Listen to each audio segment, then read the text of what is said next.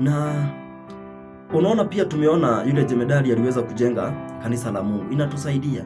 Unasikia wewe ni mwepesi wa kusimama na kazi ya Mungu, kujitolea. Unasikia hapana. Mimi siku moja nilikuwa nakosa mpaka pesa za kutoa, acha nikwambie. Hata sadaka. Hata kupata shilingi 10 ama 20 ilikuwa ni kazi. Siku moja nilialikwa na rafiki yangu katika ibada ya vijana. Ilikuwa ni Jumamosi. Nakumbuka vizuri hata leo, nilikuwa tu kijana. Na yule kiongozi wa vijana akatuuliza swali la changamoto. Akauliza, kwa mfano, wewe katika wiki hii hesabu umetumia credit ya pesa ngapi? Umeweka simu yako credit ya pesa ngapi kwa mfano? Mtu akaangalia unaweka hata zaidi ya 100. Akauliza, na unapotolea Mungu unamtolea nini? Nilisema hata kama sina pesa, kumbe hapo ninaweka niongee na watu. Je, na ile ambayo tunaambiwa tusiende kwa nyumba ya Mungu mikono mitupu, tunatoa ngapi? Ati ninakosa na sikosi ya credit. Niliambia Mungu anisaidie. Na Mungu amenisaidia. Nikaenda nikiinua imani yangu na hata kiwango cha kumtolea Mungu.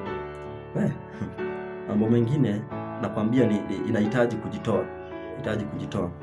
Hata kujenga kanisa. Huyo ambao tunaona jemedari, hata sio yeye alienda kujitetea. Kuna watu wakiona unasimama na kazi ya Mungu.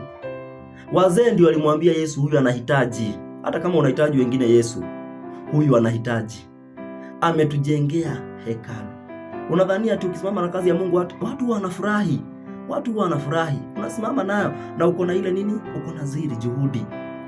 Na si ile ati unatoa alafu unajua umetoa alafu umeshikilia. Nimeona watu wanatoa alafu kanisa linavunjika, wanaendea hizo vitu.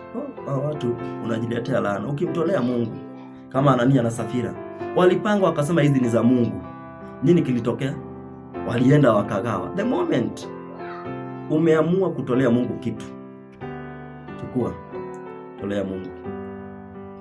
Usije ukapitia mauti kama vile walipitia kwa sababu ya kudanganya roho wa Mungu. Tujitolee, Mungu atuwezeshe. Mungu atuwezeshe.